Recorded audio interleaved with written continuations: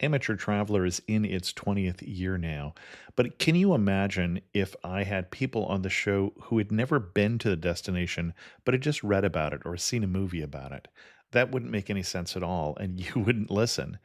We all know how important it is to receive advice from people who know a destination to get the most authentic local experience. And a great option for experiencing this is Explore Worldwide and their authentic small group adventures, led by local tour leaders, perfect for solo travelers who want to meet like minded people with a desire for adventure.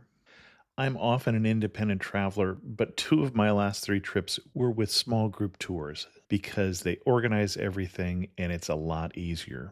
If you want to recreate the tour I did to Malta, they have a Malta and Gozo Discovery Tour. I'm intrigued by one of their tours called A Taste of Sicily.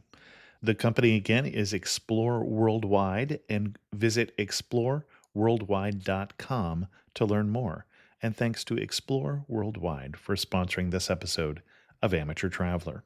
The nights are long, the days are short, and the weather is chilly to downright cold, depending on where you are. It's a good time to slip into a Quince iconic Mongolian cashmere sweaters, which start at only $50. You can treat yourself to everyday luxury at an affordable price with Quince. If you really want to dive into luxury, you can check out their leather handbags, washable silk shirts, and European linen sheet sets. Whatever you're looking for at Quince, all the prices are 50 to 80% less than similar brands, and they do that by partnering directly with top factories and cutting out the middleman. They only work with factories that use safe, ethical, and responsible manufacturing processes. And of course, they use premium fabrics and finishes for that luxury feel in every piece. But you've already heard me rave about my Quince travel pants. Treat yourself this winter without the luxury price tag. Go to quince.com/traveler for 365-day returns plus free shipping on your order. That's QUINCE.com/traveler to get free shipping and 365-day returns. Quince.com/traveler. And thanks to Quince for sponsoring this episode of Amateur Traveler. I got my bags packed, I'm on a roll. I'm heading out there and I'm ready to go. I'm looking real good in my passport photo. Oh, no. Amateur Traveler, episode 752. Today, the Amateur Traveler talks about crusader castles and canyoneering, ancient cities, Roman ruins and Bedouin camps, deserts, and the Dead Sea, as we go to the country of Jordan. Welcome to the Amateur Traveler. I'm your host, Chris Christensen. Let's talk about Jordan. I'd like to welcome to the show Yulia Denishuk, who is a travel photographer and writer who also runs tours, and you can find those at nomadandjules.com. And Yulia, welcome to the show. Thank you, Chris. So excited to be here and to talk about my love, Jordan. And Jordan being the country, not your boyfriend. Yes, exactly. Although for the amount of time that I'm coming to Jordan, you could think that it's becoming my boyfriend. Well, and you say the amount of time. So what is your connection to Jordan?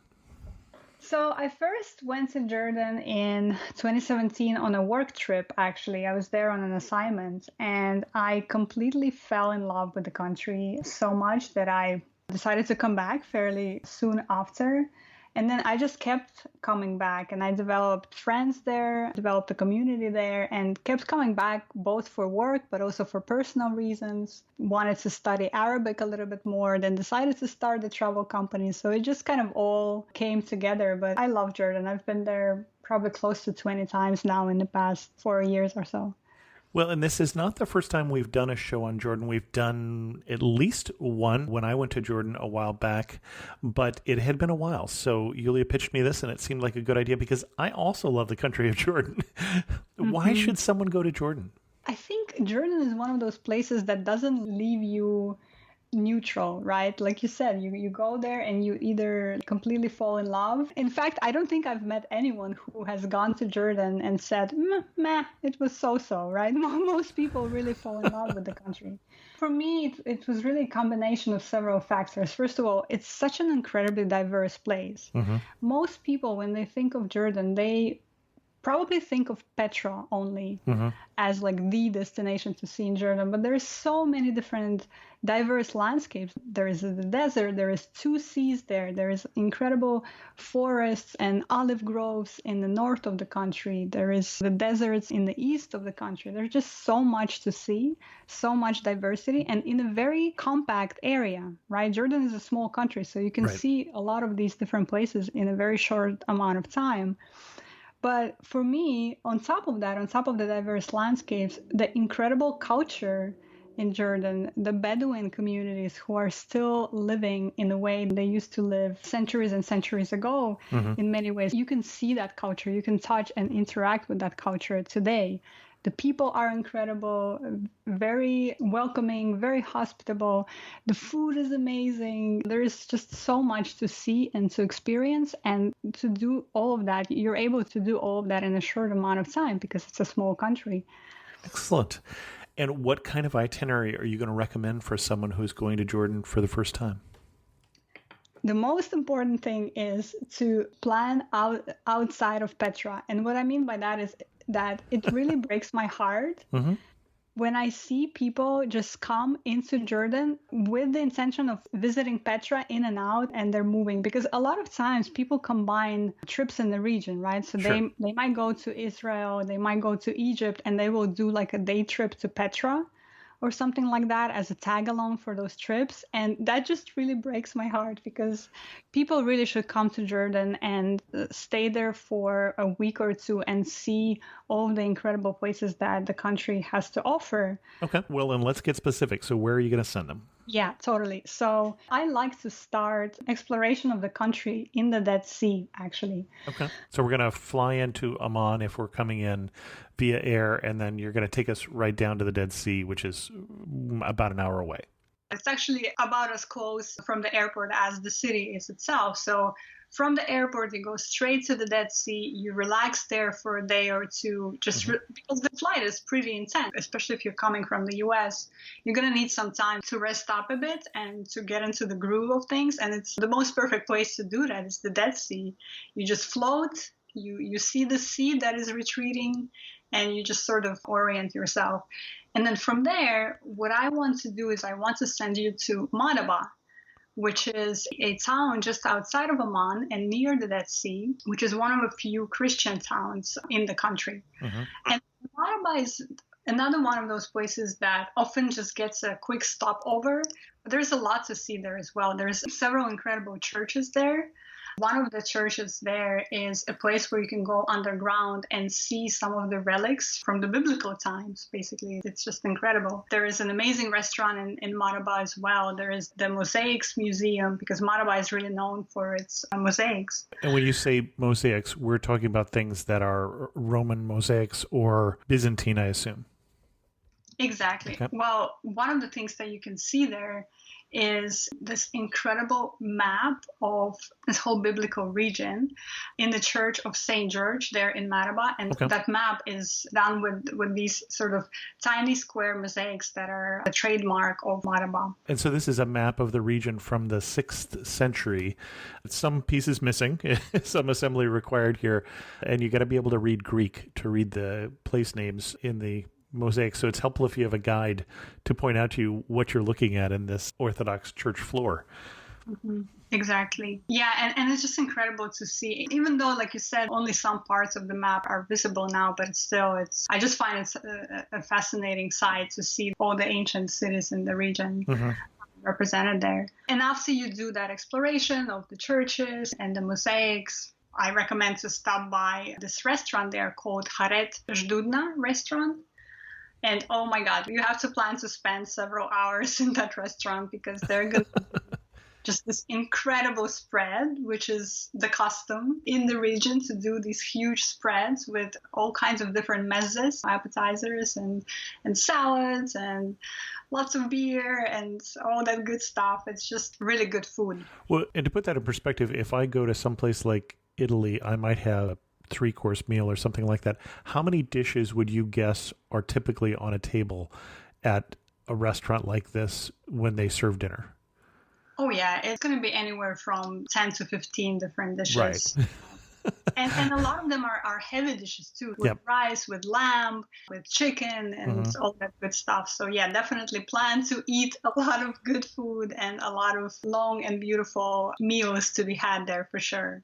Okay. And then after Maraba, we're going to head down King's Highway, which is this ancient trading route Mhm. in Africa and Asia that went through this part of the world. And it's called the King's Highway. And it's basically this incredible, incredible road which cuts through the canyons there and cuts through the Great Rift Valley, which goes through Jordan as well. Mhm. You can see the mountains and you can see the canyons, and the landscape is just breathtaking. And usually when I go, we basically stop at every corner to take a picture, and it takes way longer than it can because it's just so breathtaking. Now, there are 3 north and south roads that run up and down Jordan. Again, not a big country.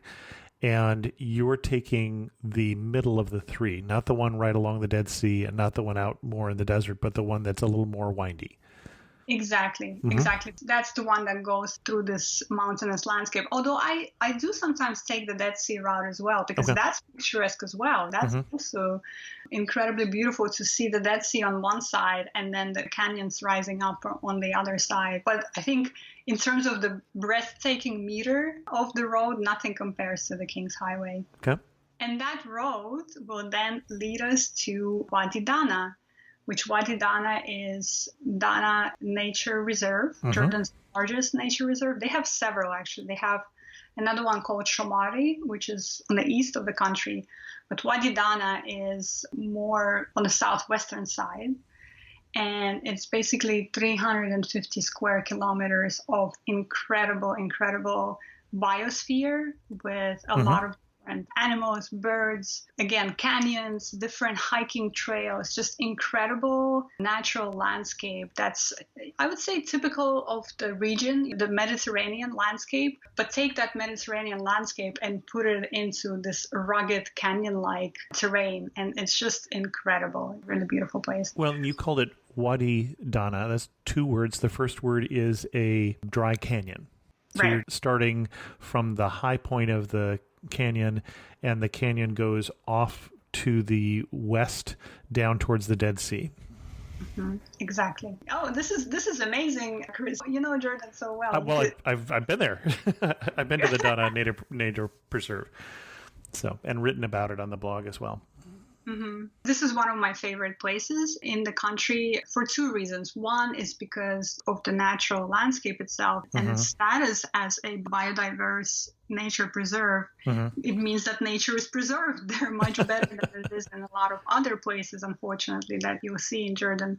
But the other reason why I love it is because Wadi Dana is actually one of the few remaining places in Jordan where Bedouin communities continue to follow the lifestyle that they used to follow. I mean, it's all in gradation, I would say, because Bedouins who live in the cities, they also follow some of their traditional lifestyles, but not as much as they do in Wadi Dana. So it's a great opportunity to interact with those communities and really get to know them. And one of the best ways to do that is actually by staying in Feinan Eco Lodge.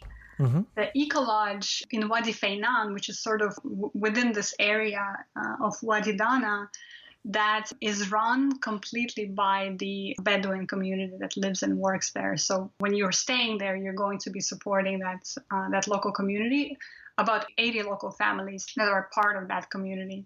And that lodge is fully solar powered. It's just an incredible lodge. It's done in that style of mud brick buildings. And it's just a very fascinating experience to stay there and to interact with the Bedouins and to go on the hikes in the area.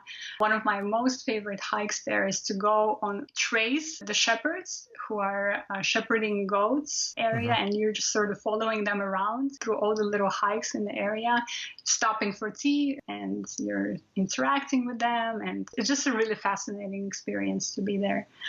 I've written about my stay at the Feinan Eco Lodge, and I was there a relatively short period of time because I was on a press trip. And as you know, press trips are always rush. So probably you would want to spend more time than I did there. But I went out to one of the nearby wadis with one of the local guides who was from one of the Bedouin families there, Mohammed, so it probably doesn't narrow him down a whole lot. And we went on mountain bikes riding into the desert up the next community, and we went to an archaeological dig that was 6,000 years old of an old village there. No fences up around, so he's showing me just some of the artifacts that were left there, and then he'd stopped by the tents of his family and picked up some flour and some tea and such, and made Bedouin tea and homemade bread over the coals of the fire. It was a fascinating experience and really fun experience to spend time with him and hear a little more of his family. That night there was a wedding going on with shots being fired into the air to celebrate, and it was a very different experience. Yeah, and you know what always fascinates me, because I also did several hikes like that with the Bedouin guides. What always fascinates me is how well they actually know the land they're walking on. Sure. Meaning all the different plants, all the different nooks and crannies, and what each plant is supposed to be for. One of the first times I stayed in Wadi Dana, I also had a guide. He was an older gentleman. His name was also Mohammed. And it was just him and I, and he was sort of walking me through some of the easier hikes in the area, because you can select the gradation there. There are some that are really like you're scaling rocks, basically. And there are some that are more like walks in the garden. Right. So we're doing one of those easier hikes, and he's picking up this flower, and he's like, hey, oh, and you take this for tummy ache, and you take this for headache, and you take this for when you're tired. And I'm just sort of trying to just like remember all of that, but of course I couldn't remember any of it. But it was fascinating. And not only older guides, even young folks who are guiding, they also know a lot about plants and flowers in the area, and that's really inspiring for me to see, because how much do we know about our own nature and what surrounds us? We're very, very removed from that. Sure. Now, one thing that brings up for me is, when do you recommend that people go? Because in the heat of the summer, this area is going to get really, really hot. And in the cooler time, that eco lodge is going to fill up. I think I was there in May, but the heat came a little later that year. And so I think there were half a dozen of us in that lodge instead of people all over the place and sleeping on the roof. When do you recommend going to Jordan? Yeah, that's exactly the trade-off, Chris. You nailed it, because the best time to go in Jordan is the shoulder season, of course, right, which is late March, April, and then again October. The weather is just pleasant. It's so mild. It's just gorgeous. But that's when everybody goes. And so right, Jordan is crowded at that time. So what I usually try to do is I try to come just before or just after that shoulder season. Sometimes early March is wonderful. It's still not that crowded. The weather is already nice. September is wonderful. September can be quite hot, but it's manageable, and it's not going to be as crowded as October, for example. When you go into the later months of the year, particularly the winter, November, December, January, February, it gets tough because the weather can be unpredictable. And in a lot of the places that we're talking about today, they're going to be actually inaccessible in the winter months. In fact, I had a group once in November, and it was early November. It wasn't even that late.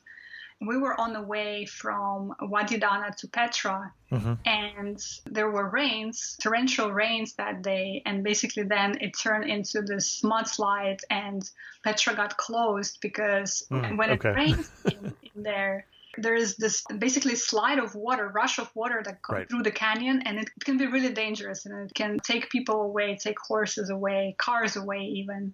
Right. It can be a bit unpredictable to travel in those later, not impossible, but just you're going to have to be more flexible with your time if you're traveling off season. Okay. Konnichiwa, I'm Yuki, a tour leader with Explore. Who knew that hidden among Tokyo's towering skyscrapers was a peaceful tea house surrounded by ancient trees and serene ponds? Actually, I knew. It was my mother's secret sanctuary.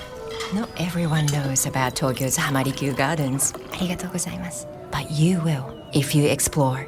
Search exploreworldwide.com and don't just travel, explore. Llévate más de lo que esperas todos los días con el nuevo McValue en McDonald's.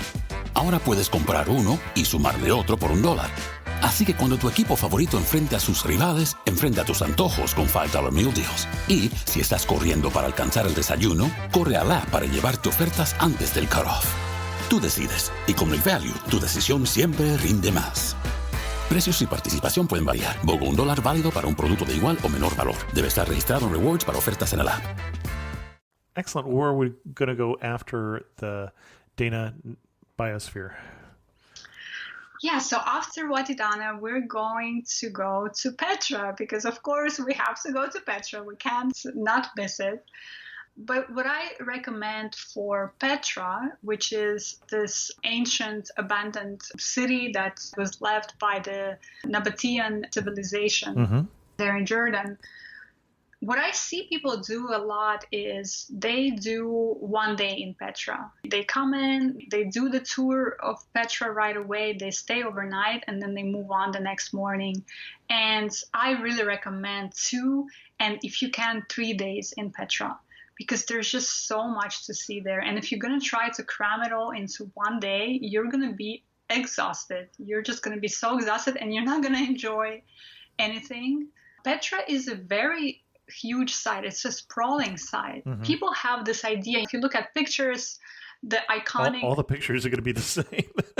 Right? Yeah, they're all going to show 2 things. They're going to show the Sikh, the entrance, and they're going to show the monastery. Those are the 2 iconic pictures that everybody knows. But Petra as a complex, it's a city we're talking about here, right? So it has the tombs of the king and queen. We're talking about the treasury. We're talking about the temples. There's just so many different structures there to see. And for all of that, you need at least 2 days. Well, and for people who, I think a lot of people know exactly what we're talking about when we talk about Petra, and it's already on their bucket list. There are some, though, who don't. So I want to just get in a little more detail. When we talk about the Nabateans, so we're talking about a civilization that was around the time of the Romans. So it's about a 2,000-ish year-old city of traders. They were on their version of the Silk Road at the time. It was the spice trade that made the money for Petra. And if you ever saw the 3rd Indiana Jones movie where they go to the city carved out of stone and they go through the slot canyon, that was filmed at Petra. Although you won't find the Holy Grail there. They went into a building that doesn't, they went into the inside of the treasury and there is no inside of the treasury. So, but it's this well-known building we're talking about, the treasury, is you come out of this slot canyon and you're looking at this facade that has been carved into the sandstone there, and that is the most famous shot of the city. And there are a lot of tourists, especially tourists from other countries, who will take that picture and then leave. They won't even spend a whole day in Petra. That's it. They've walked 2 kilometers into Petra through the lovely slot canyon. I think the way to Petra itself is an interesting trip, even if you didn't get all the way there, but why wouldn't you? But as you say, there's so much more that a lot of people didn't see. I was only there half day, but I wasn't in charge of my own schedule, and I definitely would have liked more time there. Yeah, and in fact, what I actually recommend to people, so this is a tip that I give to anyone when I talk about Jordan, because most people, the way they experience Petra is they go through the main entrance, through that deep canyon, which is called the Sikh, and they see the treasury. That's probably 95% of people who visit Petra. That's how they experience it. Now, what I recommend is to do something quite the opposite. I recommend to start your visit into Petra at Little Petra, which is a lesser known site just off to the side of it. It's called Al-Baida in Arabic, because Little Petra is lesser known, although maybe after this episode, this surprises I think we're okay. You start the visit there early in the morning, and you basically go into Petra through the back door. And that back door is incredible, Chris. It's incredible. You're going through canyons, you're going through mountains, you're going through wide fields of buckwheat. And you're going through little Bedouin, I wouldn't call them villages because it's just 1 or 2 families setting up camp, setting up their tents. But you're literally walking through, you see them taking their goats for a walk and making tea, and you're entering Petra that way. And that trail, it's about 15 kilometers, so it's probably 7 or 8 hours that's going to take you. But you're basically entering through that back door, and the advantage of that is that you are beating all the crowds. There's basically going to be nobody else there but you, maybe 1 or 2 other groups. But to imagine what you're talking about, when we talk about the crowds in Petra, when you're entering through the main entrance and through the Sikh, oftentimes you cannot even take a wide step because there's people in front of you, there's people behind you, there's so many people. Again, depending on the time of year you go, which is why we talked about that. Yeah, exactly. Yeah, that's a good point. Yeah, if you go in April in the high seasons, Right. that's going to be the experience. So once we do that back door trail and we enter through the back door, we explore the site and all of that, then we return to the hotel, we rest up and all of that. And then we return to the Sikh, the main entrance, for Petra by night.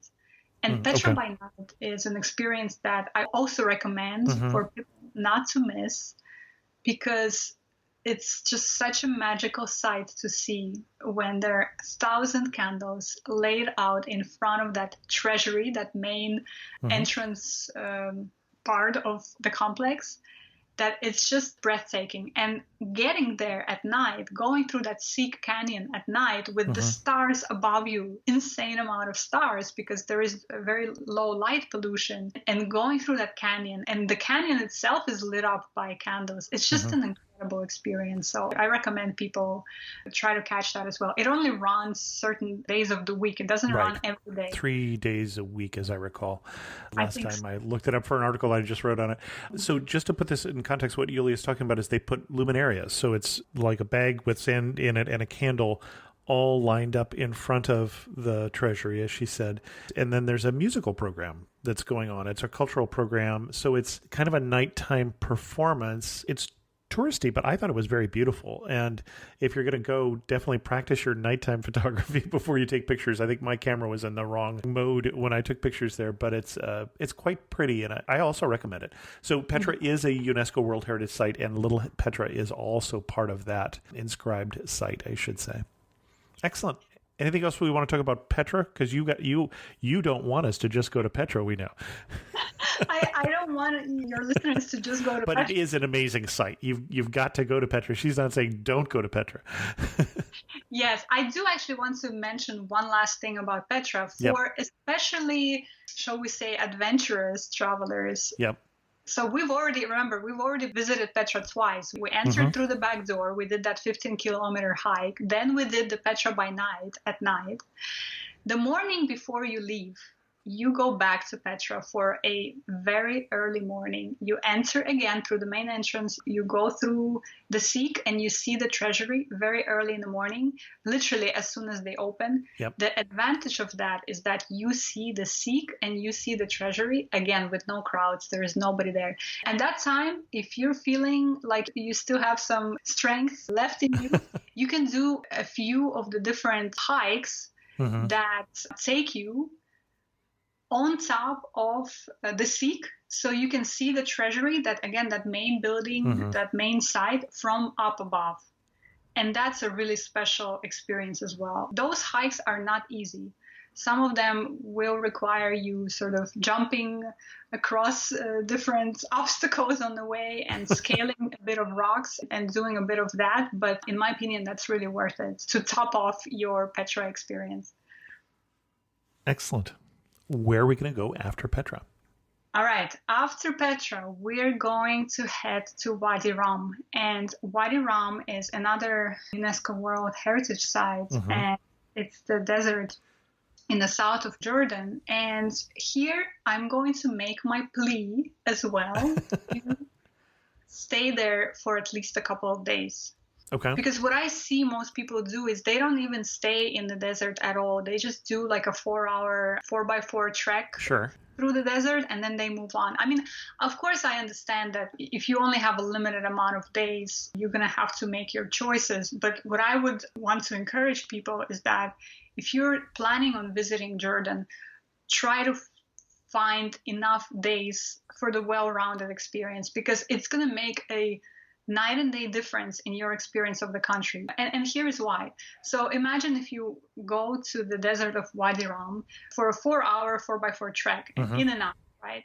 Sure, you're going to see the incredible landscape of those limestone and granite mountains cutting through the red sand. Of course, you're going to see that. but you're probably going to be there in the afternoon, and that's all you're going to see. If you're staying in the desert, and if you're staying in one of the authentic Bedouin camps, because there's two different types of accommodations that exist Right. there. We'll talk about that.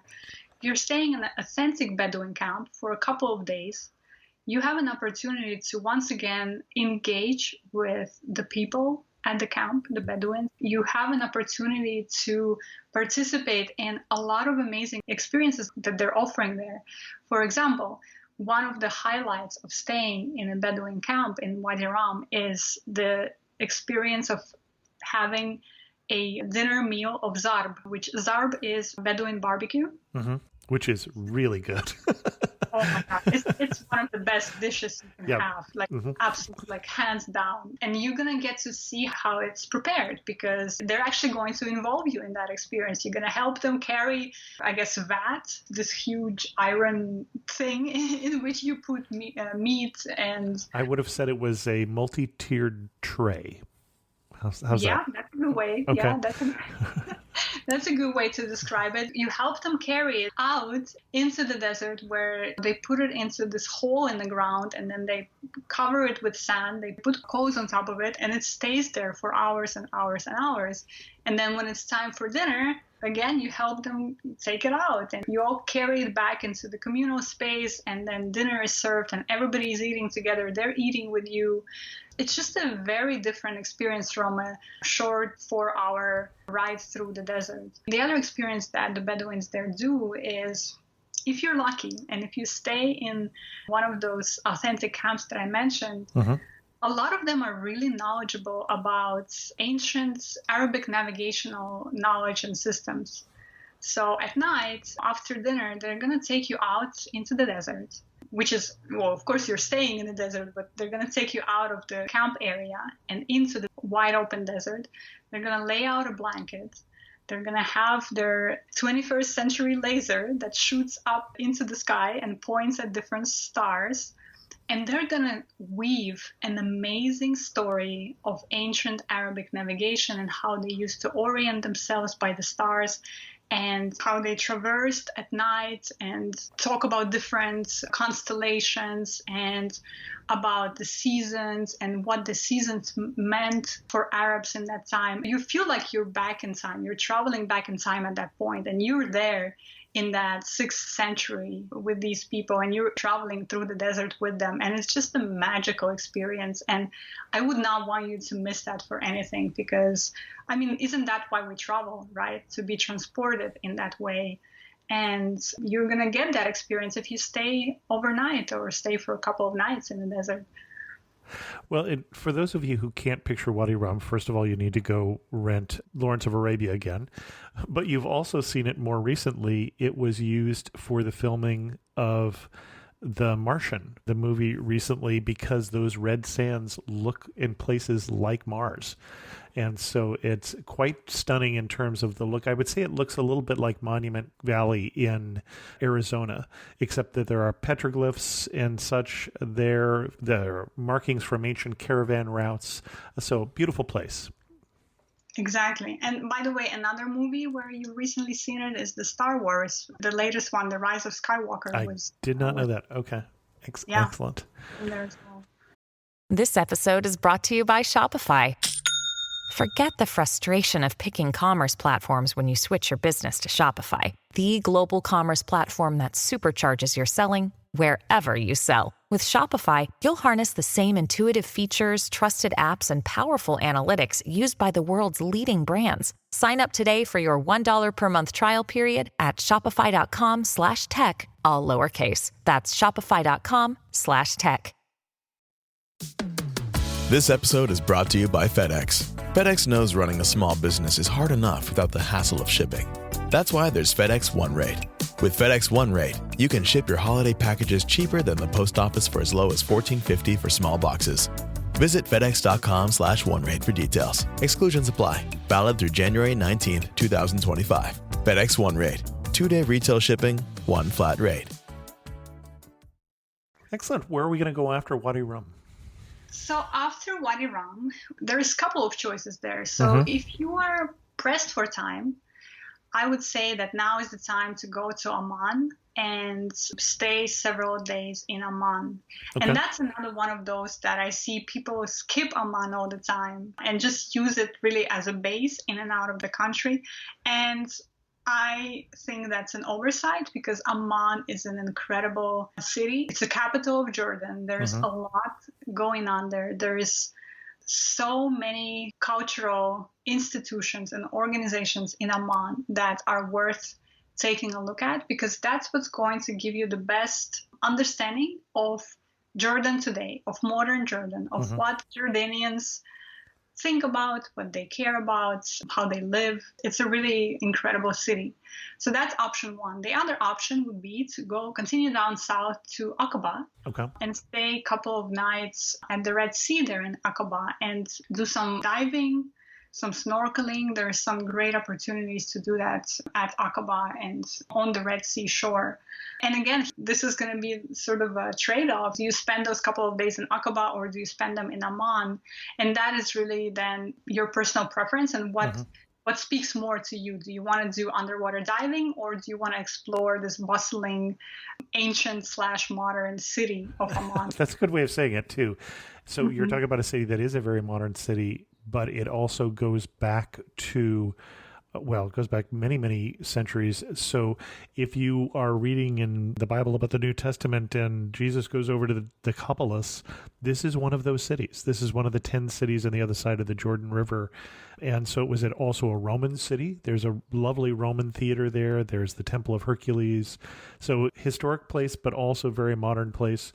So I would lean to Amman, but I'm not a diver. So you're right. Yeah. For somebody else, it might be the other direction. Exactly. And I'm with you, Chris. I love Amman. I'm a city girl. I'm totally going to choose Amman, but that's an option for sure, because if you're already there in the south, you might as well continue down to Aqaba. And Aqaba is literally, I think, 30 or 40 minutes from Wadi Rum, so it's very close. Well, so if we go to Aqaba, we're going to go diving and we're going to look for an outfitter. If we go to Amman, what are you going to recommend we do with our couple days there? What would you recommend people see there? So, of course, you have to start with the exploration of downtown. Downtown in Amman is really the place where a lot of those ancient monuments that you mentioned are. So that this is where the Roman theater is. And that Roman theater is one of the best preserved and... Oh, very well preserved, yeah. Amazing, actually, Roman ruins outside of Rome, right? It's just really... I was very fortunate to be part of... There was an opera festival there. In the Roman theater. Yes, and they were performing in the Roman theater, and the acoustics of that, right? You're on the open air, you're in this ancient city, and you're hearing this opera. It's just magical. So if you have a chance to do something like that, it's it's incredible.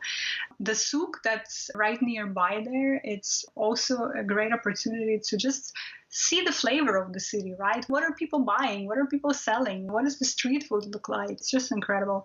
Well, and I think all our listeners know that when you talk about a souk, you're talking about a marketplace. Yes. Yes. Typically a traditional marketplace. Exactly. It's not going to be like Walmart. Thank God for that. Yes. Yeah. Nothing against Walmart, but I have those here. I go there to see other interesting things. Exactly. We don't travel to see. Although I once went to Walmart in China because I was really interested to see what it's going to sure. look. Absolutely. Yeah. The other place that is also nearby is the Amman Citadel. And that is a place that I recommend people visit just about at dusk, because that's when you're going to see this incredible experience of calls to prayer, the adhan, that's going to come from 360 directions in the city, because Amman is a city that's situated on 7 hills. Like, it's a city of hills, basically. Everywhere you go, it's up and down, and it's part of the appeal of the city. And so when you're on the Citadel, which is one of the highest hills, Jabal al-Fala, in the city, and it's dusk time and it's call to prayer, it's just incredible to hear all these different calls to prayer coming in from all across all the different 7 hills. It's really special. It's a really special experience. Well, and because it was the high point, literally, in elevation in the city, that's where some of the oldest, although not necessarily the best preserved history is. So you can find the Roman Temple of Hercules, and you can find an Umayyad palace from that time period after Muhammad, and you can find the gates of Amman there and things like that as well. Mm-hmm. Exactly.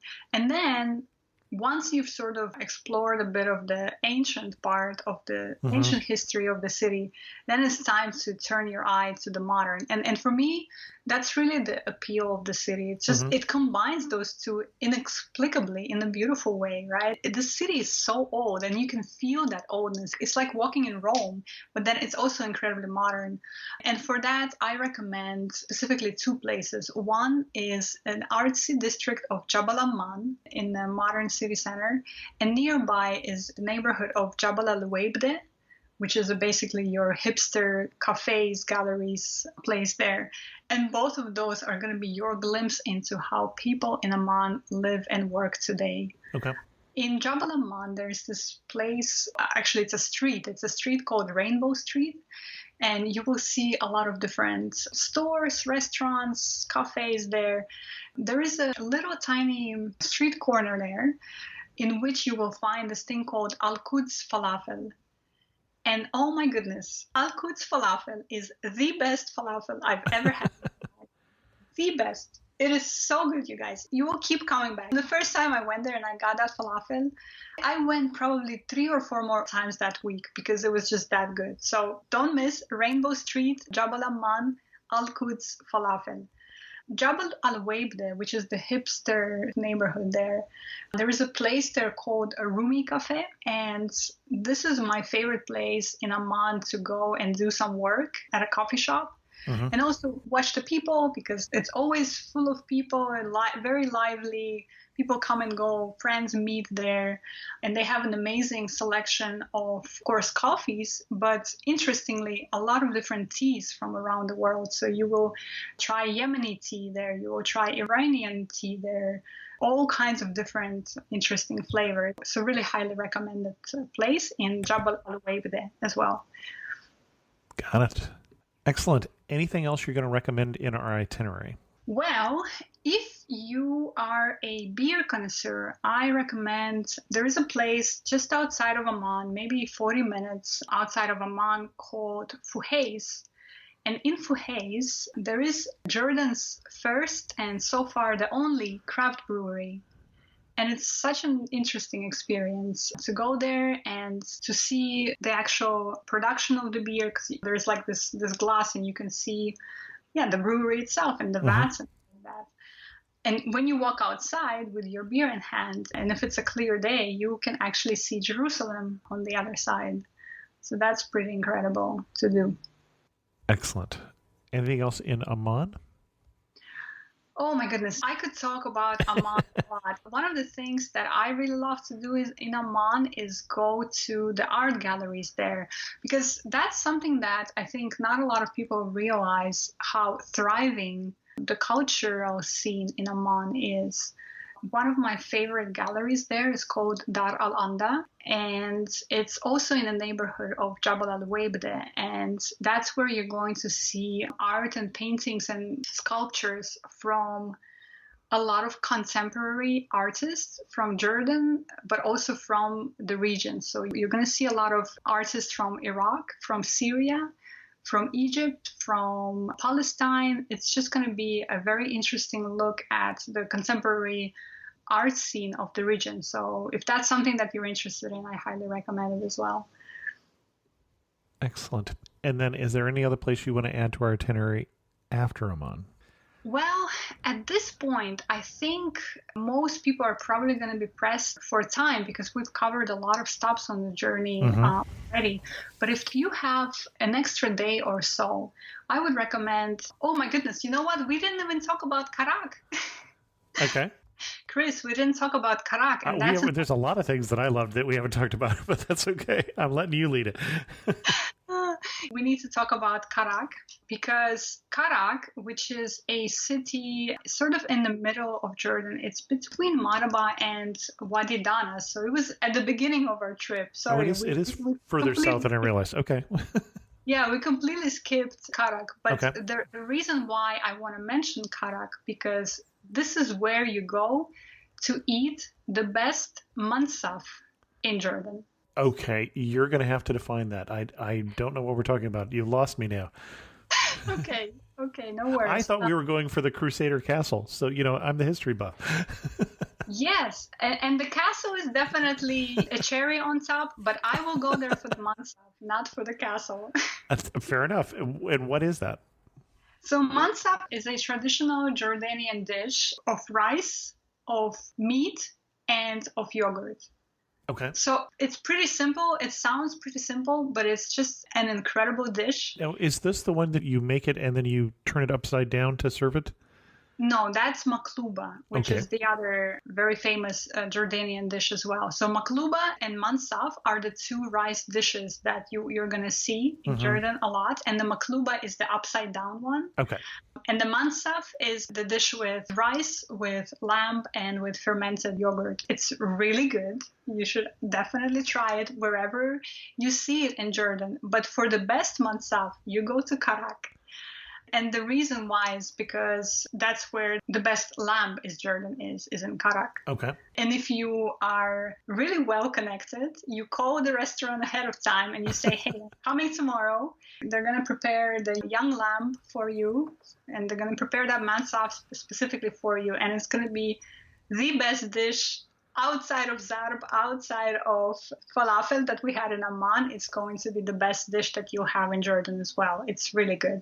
Excellent. But you asked me if there was one other place that I would recommend people to go if they had a little bit of time. And I actually saw that Jerash was one of the places that you really enjoyed in Jordan. Oh, loved it. We didn't talk Yes. about Jerash at all. Well, again, history buff, and you talked about the well-preserved Roman ruins in Amman. Jerash has some of the best preserved ruins that I have seen ever. And I was there in May when there were a dozen people there. I was told by my guide that if we were there in April, he would have lost me 5 times in the crowds. But that was, I think, one of the reasons that I enjoyed it is I also got to explore it practically on my own. Yeah, and that makes a difference, right, Chris? It does, yeah. Walk in those ruins by yourself. It's so majestic. And if you're sort of competing with hundreds and hundreds of other people for the same shots and stuff, it's just not the same experience. So I understand why you would love Jerash so much. Well, and this is another one of those cities of the Decapolis, those 10 cities on the other side, Transjordan cities. Yes, exactly. But the place that I want to recommend actually is Ajloun. Have you had a chance to visit Ajloun? It sounds vaguely familiar, but I'm drawing a blank. Yeah, that's the one just north of Amman. It's maybe about an hour north of Amman. And Ajloun also has a Crusader castle. But that's the anti-Crusader castle, right? This is the one that was built to fight against the Crusaders. Am I in the right place? Yes, that's the anti-Crusader castle. You're right. Yeah. It's a little better preserved than the other one down at Karak. Yeah, no, fascinating. Basically, you can throw a stone from there at Syria. I mean, you're in the northern part of the country. Yes, and the reason I want the listeners to go to Ajloun is not for the castle, although that's of course. What can I eat in Ajloun? Well, actually, no. This time, what I want you to experience is staying in Ajloun Forest. That's a recent development. I think only maybe 4 years old or something like that. They've built up these incredible cabins in this Mediterranean forest of Ajloun. And those cabins are so well made.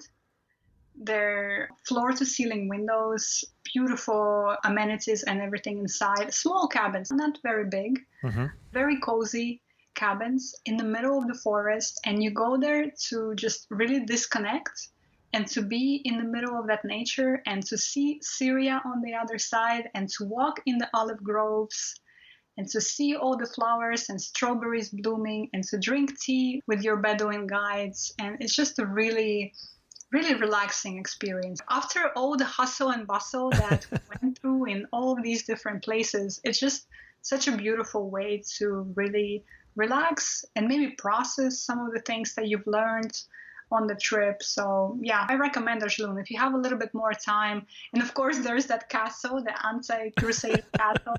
But the Ajloun forest and the cabins in it, for me, are just a wonderful additional experience to have. Well, and that really underlines when you were talking about the variety of landscapes, Ajloum versus Wadi Rum, very, very different landscapes. Mhm. Yeah, exactly. And interestingly, what it sort of showcases is the makeup of Jordan as the country, because Jordan as the country is sort of made up of, largely speaking, two communities. The first community is the Levantine community in the north. So this is the people Of the Levant. exactly, Levant, right? So that's Lebanon, Syria, Palestine. And then in the south is your Bedouin community. And the landscape of the north of the Levant is more Mediterranean, more green, olive trees grow and such. And the landscape of the south is the desert. And it's just so interesting to me that you get to see both in the same trip. And that's what's really special about Jordan to me. Excellent. I have a couple other places I would recommend, but I'm not going to go into great detail. I will refer you to the article that I wrote recently or the podcast we talked about some of the other places. But canyoneering up Wadi Mujib was one of my favorite things to do in the area. And I think the other thing I would recommend, for me, also getting to Bethany, which I think is another UNESCO World Heritage Site, and that's the baptism site of Jesus, which is on the Jordanian side of the Jordan River. And you're right on the border with Israel there, with the border being the river. There's basically a rope between you and Israel, and it's a very special site for both countries. And so it's not a big major border, but very significant site and very interesting as well. Excellent. We're going to get to some of our wrap-up questions, Yulia. And since you've listened to so many episodes of the Amateur Travel, I'm sure you're ready for these. If you are standing in the prettiest spot in Jordan, where are you standing and what are you looking at? Hands down for me, the answer is Wadi Rum. I am very partial to the desert. I'm very partial to the communities that live there. And every time I come to the desert, I feel like I've returned home. There is a special kind of stillness that exists there that I've yet to find anywhere else. And maybe it's because there are these incredible granite and limestone mountains of varying colors. Some are very brown, some are yellow, some are red. Maybe it's the sand itself that's just so deeply red in some places and white in other places. I don't know what it is, but for me in Jordan, it has to be Wadi Rum. Excellent. One thing that makes you laugh and say only in Jordan. Only in Jordan. You're going to hear your guides say 15 minutes, only 15 minutes. And 2 hours later, you're still waiting for whatever it is that you're asking them to do. The concept of shwaya shwaya, slowly, slowly, is something that you're going to learn very well in Jordan. And that's, to me, is also the beauty of it, because there is no rush. Take your time, be in the moment, enjoy the sage Bedouin tea, watch the goats, relax, shwaya shwaya. That's Jordan. Excellent. And if you had to summarize Jordan in just 3 words, what 3 words are you going to use? Beautiful meals and people. Actually, sorry, can I rephrase that? Sure. Beautiful people and meals. Excellent. Our guest again has been Yulia Denisyuk. And we mentioned nomadandjules.com, where you can check out tours that Yulia runs. She has gotten into the tour business since I have known her, but you also have another site, geniuswomen.com, and there's a trick with the spelling, so check the show notes. She X's out the E in women there, which is a community for, I'm going to let you introduce that one. Yeah, thank you, Chris. So Genius Women is a community for aspiring women travel photographers and writers who want to break into the industry and follow my path, basically, in which I've been able to work with some incredible publications like National Geographic, like BBC Travel and others, but are unsure where to start or what to do first. We have a lot of resources for that. We also have a podcast where we interview incredible women creators in travel and beyond. So if that's something that interests you, check it out, geniuswomen.com. And like Chris mentioned, there is a trick with the spelling, so check the show notes. And then in terms of if we want to send people to your best resource for travel to Jordan, where are we going to send them? That would be Nomad and Jules / Jordan. Excellent. Nomadandjules.com/Jordan. And we'll put a link in that to the show notes to that. Yulia, thanks so much for coming on Amateur Traveler. One of these days, over a cup of tea, we'll share our Jordan stories. I'll tell you how I got to be paparazzi for the Pope one day in Jordan, and I'll put a link to that in the show notes, but that is for another time. Thanks so much for coming on Amateur Traveler and sharing with us your love for Jordan. Thank you so much, Chris. I really enjoyed it, and I felt like I've returned to Jordan tonight, and I was really there with some of these experiences. So thank you for this opportunity to share this beautiful country with your listeners. To realize the future America needs, we understand what's needed from us. To face each threat head on. We've earned our place in the fight for our nation's future. We are Marines. We were made for this. This episode is brought to you by Amazon Prime. From streaming to shopping, Prime helps you get more out of your passions. So whether you're a fan of true crime or prefer a nail-biting novel from time to time, with services like Prime Video, Amazon Music, and fast free delivery, Prime makes it easy to get more out of whatever you're into or getting into. Visit Amazon.com/Prime to learn more. I'd like to extend a thank you to the patrons of the show who help support the show through patreon.com, and a special thanks to Mary Beth Seifert and Angie Bergen, who are the newest patrons of the show. If you also want to help support Amateur Traveler, you can go to patreon.com/Amateur Traveler. I'm trying to catch up from the trip that I took last weekend and get ready for the trip next week to the Galapagos. So we're going to end this episode of the Amateur Traveler. If you have any questions, send an email to host@amateurtraveler.com, or better yet, leave a comment on this episode at amateurtraveler.com. And thanks so much for listening.